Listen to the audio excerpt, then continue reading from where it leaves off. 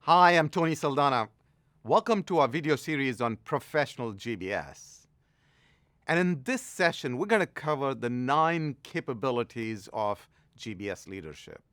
Now, GBS leadership does require situational skills that might be a little different from what is taught in normal corporate training or functional training.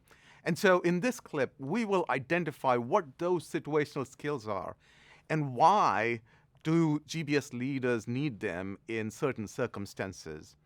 We will also share some context on what is happening in the industry and how GBS leadership skills need to be added on top of previous experience that might come from other roles in the company. And finally, we will demonstrate why building these skills is good both for the individual as well as for the company. As a reminder, please cover the foundations module before attempting any other module.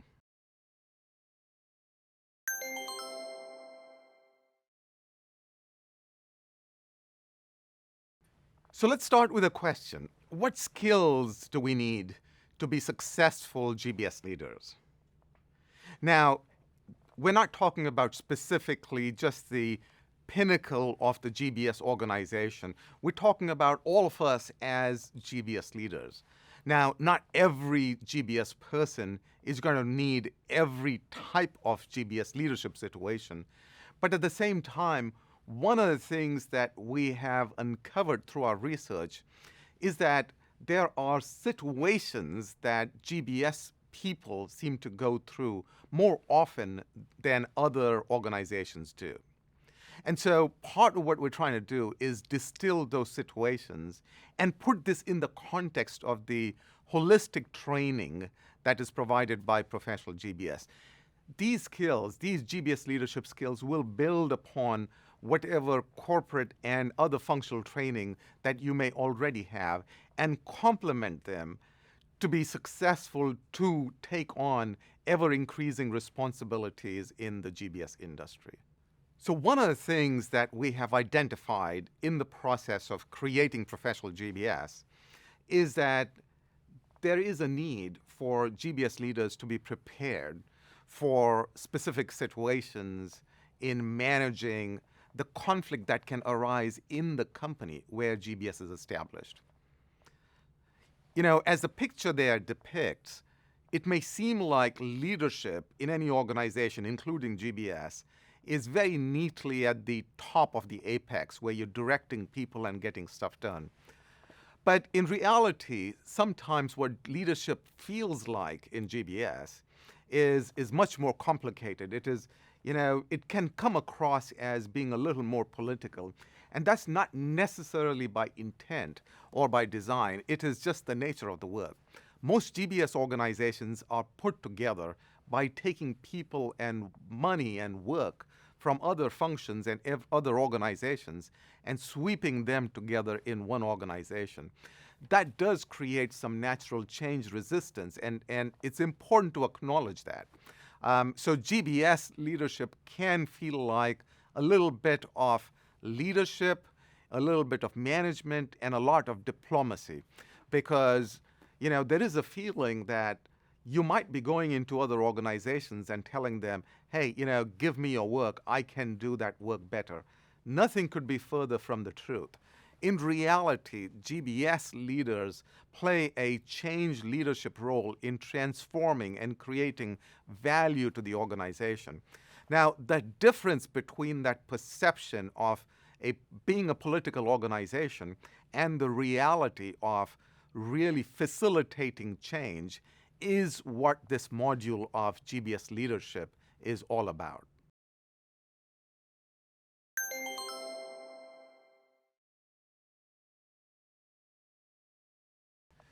Now, as GBS leaders, it's really important to understand the context in which our industry and we as leaders need to operate. The reality, as mentioned previously, is that the GBS industry has evolved tremendously over the past 3 to 4 decades.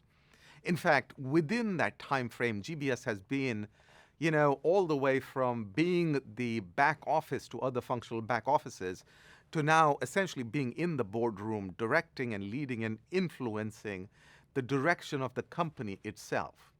That's quite a change. On top of that, GBS typically operates in a volatile and uncertain and ever-changing landscape.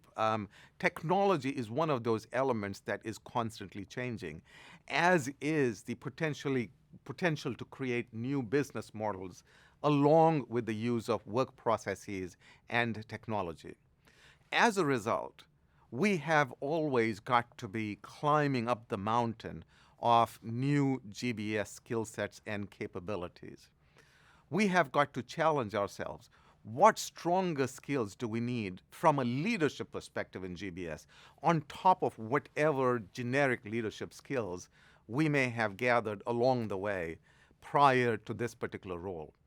Are there specific competencies specific to things such as managing in an ambiguous world where we need to develop additional muscles? And what capabilities are we supposed to be building out, not just amongst ourselves, but in the rest of our organization, if we are to be the transformation engine of the company? These are the kind of questions, and these are the environmental situations under which most GBS leaders operate. In the context of that uncertain world in which we as GBS leaders are exercising our leadership, it is really important to deal with uncertainty and complexity. When we kind of think about it, GBS is the only organization that cuts across the entire company along with technical capabilities and change leadership capabilities. This makes the organization of GBS a very complex one, certainly from a leadership perspective. On top of that, as mentioned, the GBS industry has continued to evolve in terms of value creation. What was originally created as an organization to deliver cost reductions has continued to climb up that ladder to deliver perhaps revenue growth and asset efficiency and the ability to deliver to causes that are bigger than just monetary. GBS leaders have to understand this growth and evolution and value proposition, and they have to adjust situationally towards this particular need. This issue of situational leadership styles is important, and this is what makes it even more important to understand the models that exist, that have been utilized, that have been proven to work in the GBS context. A few examples there. It's important for GBS leaders to know when to persuade, when to be assertive, when to govern, as opposed to when to attract people towards your idea. This is, of course, generic leadership styles for situational leadership, but the complexity that comes in is in the fact that depending on the decision that's being made, you might have to use one type of skill versus another. And the final point there is that as GBS leaders, we're always walking that fine balance, that fine line between governing, between saying, hey, these are the standards, we as a company or we as an organization must follow them, and on the other side, attracting people by creating value propositions, innovations, and capabilities that are meant to attract rather than mandate over to users. This requires us as GBS leaders to not just exert situational leadership, but also maintain that fine line between mandating and attracting people towards the GBS world. There is no denying the fact that a large part of GBS work is about standards. These are items that are non-negotiable, and yet we know that if you push the mandated standards too far, you actually repel the organization and run into change resistance. On the other hand, we know that there are pieces of work that GBS does, which is all about creating delightful experiences, which is all about attracting users and clients into completely new innovative possibilities. And it is that balance that is incredibly important to develop as GBS leaders.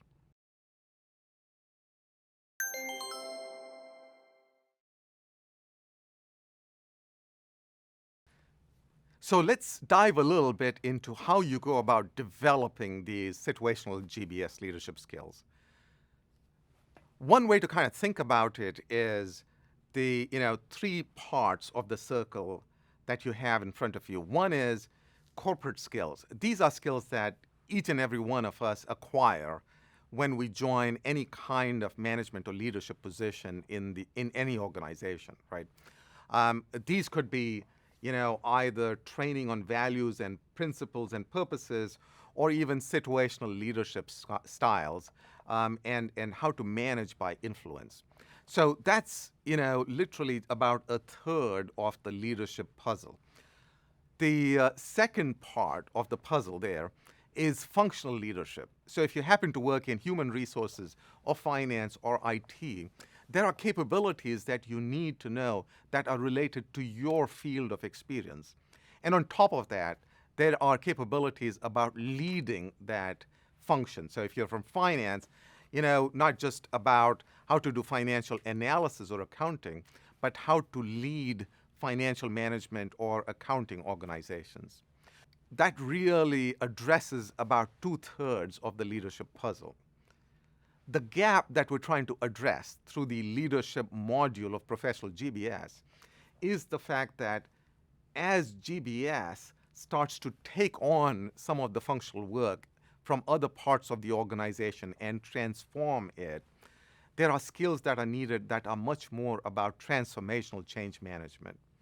So there are specific decisions about what type of work should be in GBS, what type of work should be scaled. Is this some piece of work that should be insourced versus outsourced? How do you really run as a business?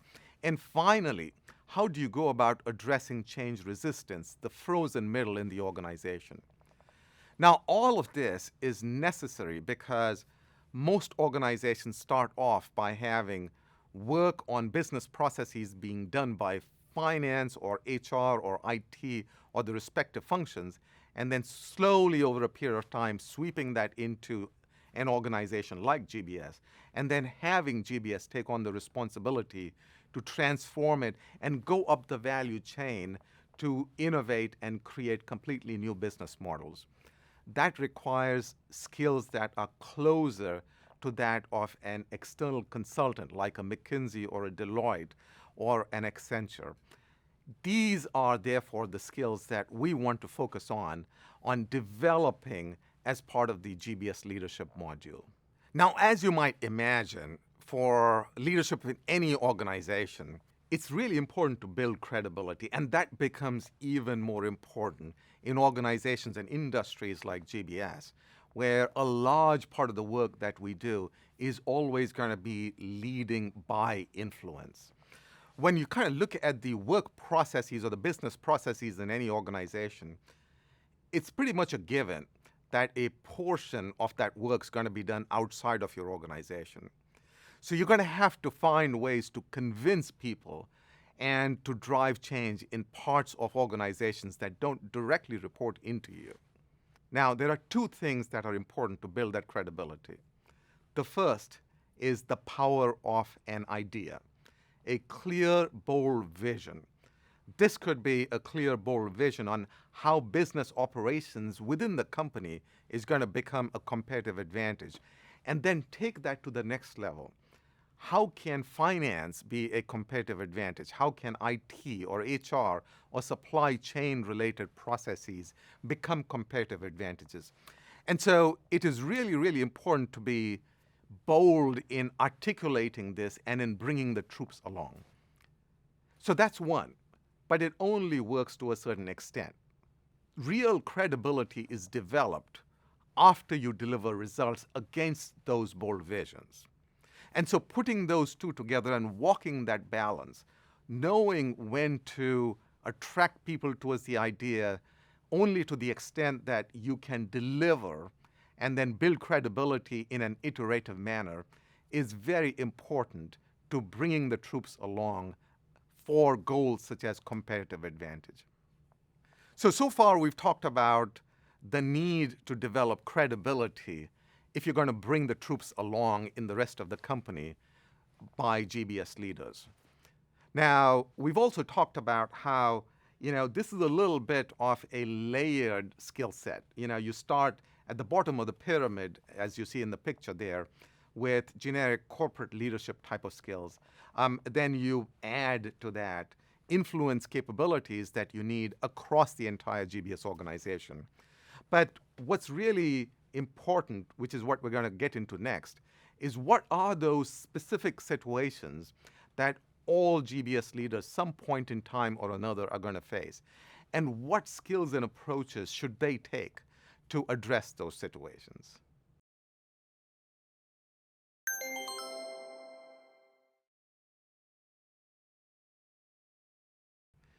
To understand what are the different situations in which GBS leaders find themselves and the different approaches that they can take to resolve those situations, we may want to kind of draw back into the GBS operating model, which we mentioned during the Foundations module.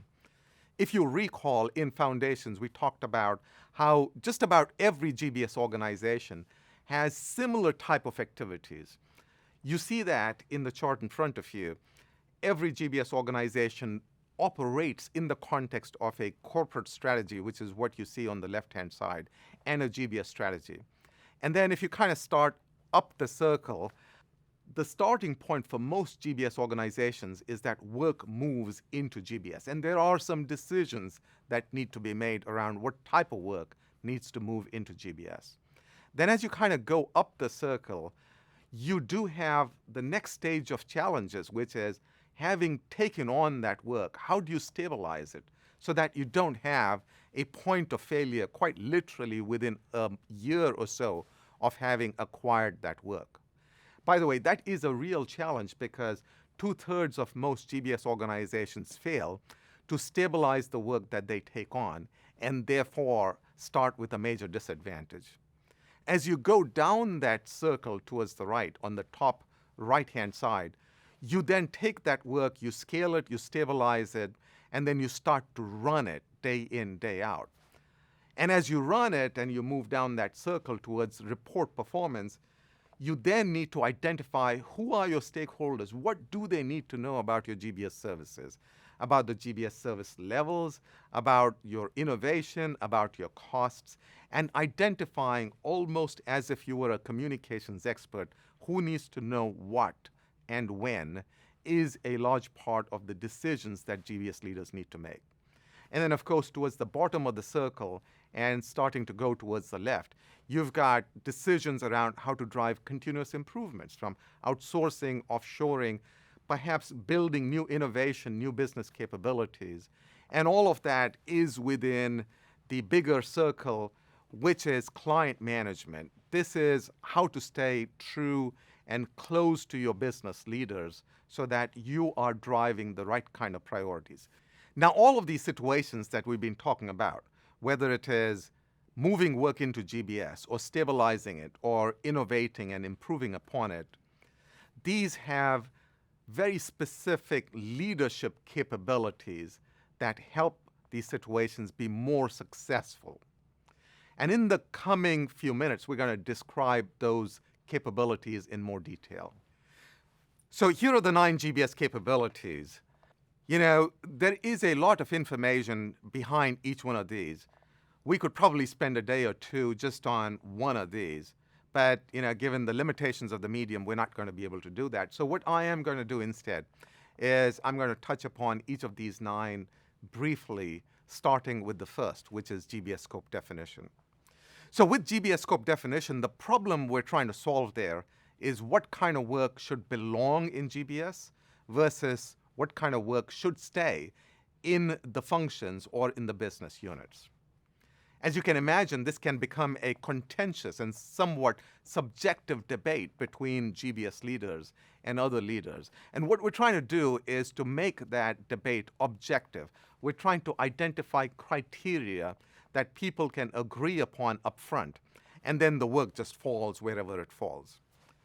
So for some pieces of work to belong in GBS versus belong in the functions, the work needs to be repeatable, the work needs to be scalable, and the work needs to cut across boundaries. Typically, these are the conditions under which the work should move into GBS. Very often, I'm asked questions such as, hey, should I start with finance work and move it to GBS, or HR or IT? And while typically these are the functions that will normally be the first to move to GBS, the right way to ask that question is not so much the entire function. You see, the fact of the matter is that pretty much every function, whether it's finance or HR or even legal or research and development, has pieces of work that are repeatable, that are scalable, and cut across silos.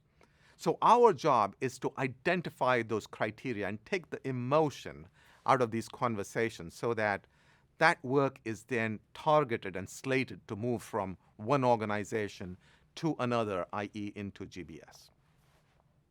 Now, let's take a look at the second capability, which is once you've decided to move the work, how can you be sure that this transition of work is going to be successful? The challenge that we're trying to solve for there is that 2/3 of the time within the first year, as work is being moved to GBS, the work fails. Service levels go down, or costs and cost commitments are not delivered.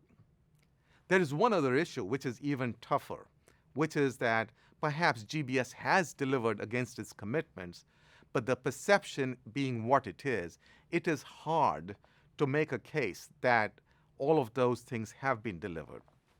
So what do you do in that situation? There are two strategies that we recommend. The first one is be proactive in baselining, in measuring the current performance and the cost of the work before you move that work to GBS. That way you're going to take away some of that emotion and subjectivity on whether GBS messed up the work after having moved it over to its own organization.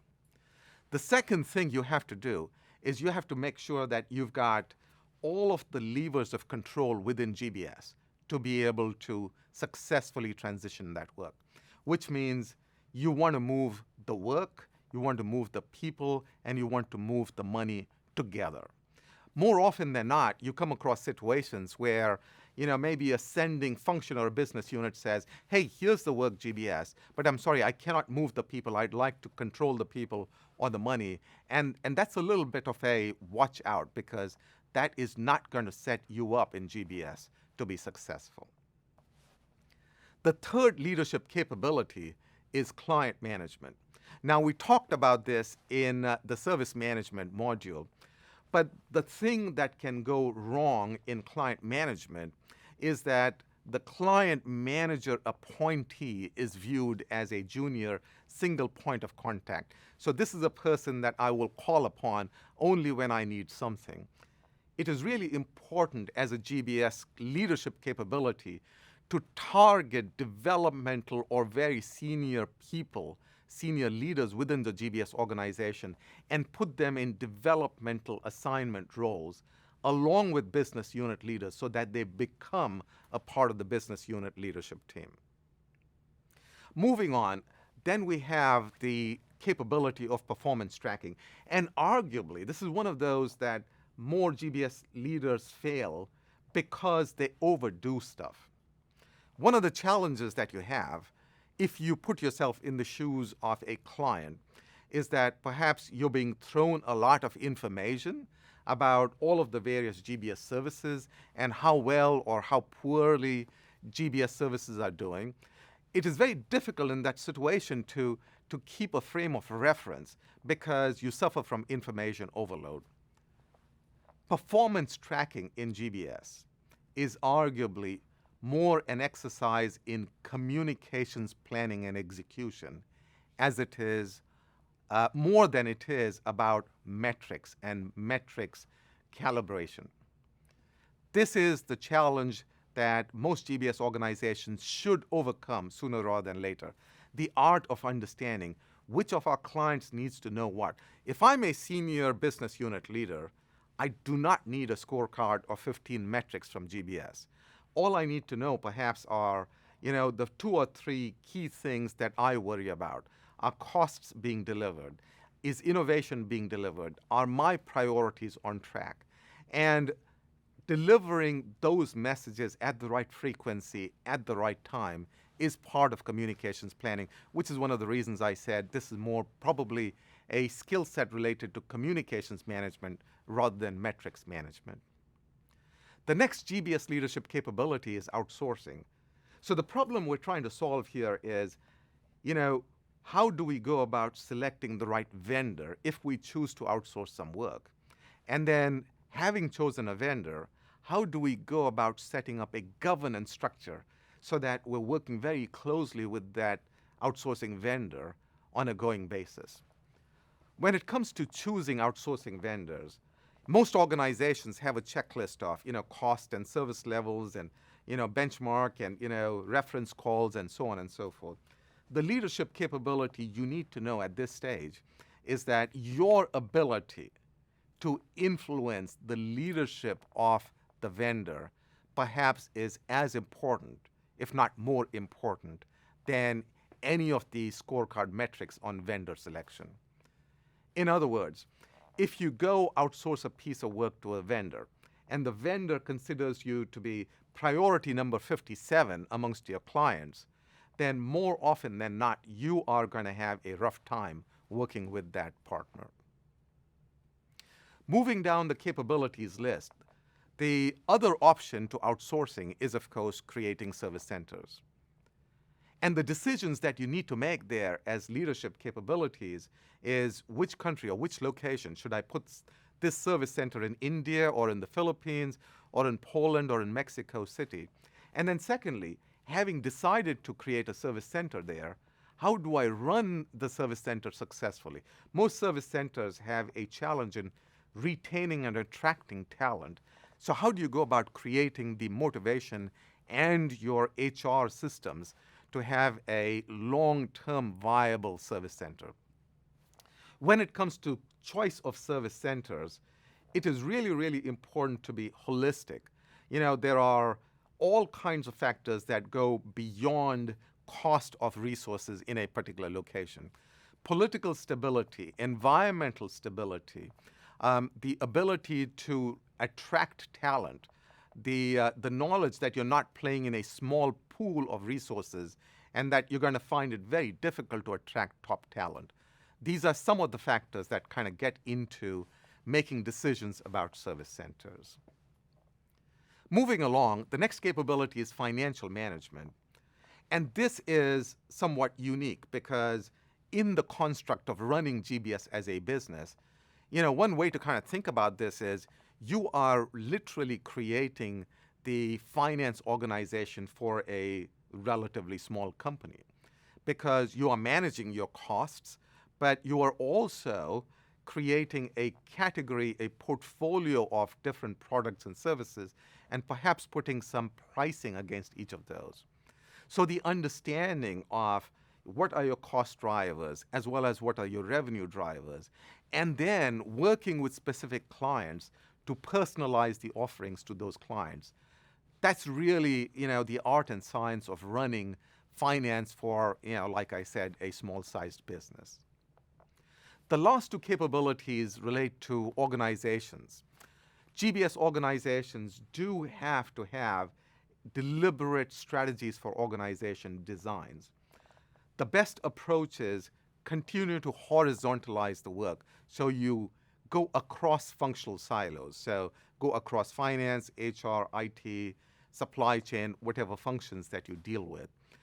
There are common pieces of work, like infrastructure, like technology, like call center support, like project management, like driving transformational change that are across all of these silos. And so constantly redesigning and fine-tuning your GBS organization so that you don't have siloed operations is a really important GBS leadership skill set. And of course, the final point there is around reward systems. Most GBS organizations do a good job of rewarding people for driving stability and change leadership. in today's world, it is equally, if not more important, to reward people for innovating and driving change as well. So making sure that this is reflected within the GBS reward systems is absolutely critical.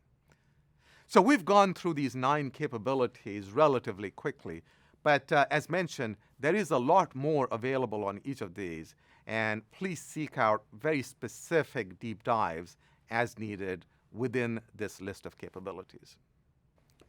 So the good news for us as GBS leaders is that there are proven models that we can apply in being successful in these roles. These proven models really reflect the experience of past GBS organizations that have gone on to be extremely good at becoming the transformation engine within their enterprises. There are a few things that I want you to take away. Number one, success in GBS leadership is all about developing credibility. And credibility comes with 2 things: being very good at articulating a very clear and a bold vision. And then, of course, backing that up with the delivery of results so that you continue to build the credibility to drive transformation in the organization. The second thing I want you to be aware of is that GBS leadership skills can be layered and learned one by one. At the foundation, of course, is the corporate leadership skills, which most of you would have gotten from your organization. And you would have built on top of that functional skills, whether you come from finance or HR or IT, as the case may be. But it is the situational GBS leadership skills that are the added bonus. These are the 9 specific capabilities that we've talked about. The 9 capabilities cover the spectrum of all types of decisions that you're going to run into as a GBS leader. From getting into somewhat fuzzy conversations and using the criteria for what work should be in GBS or outside of GBS. So those conversations become less fuzzy and they become really, really criteria oriented. There are other decisions that you're going to run into, including how do you construct a financial model for GBS? And how do you select vendors and redesign GBS organization for optimal performance? The good news is that as the GBS industry continues to mature, we are able to identify these situations ahead of time and to equip you with the skills and the capabilities that you're going to need to be an extremely successful transformational GBS leader. Hey, thank you very much. That brings us to the end of not just the leadership module, but all of the 5 modules of professional GBS. We hope you've enjoyed the sessions. And as always, all the best as you continue your journey to professionalize, modernize, and transform.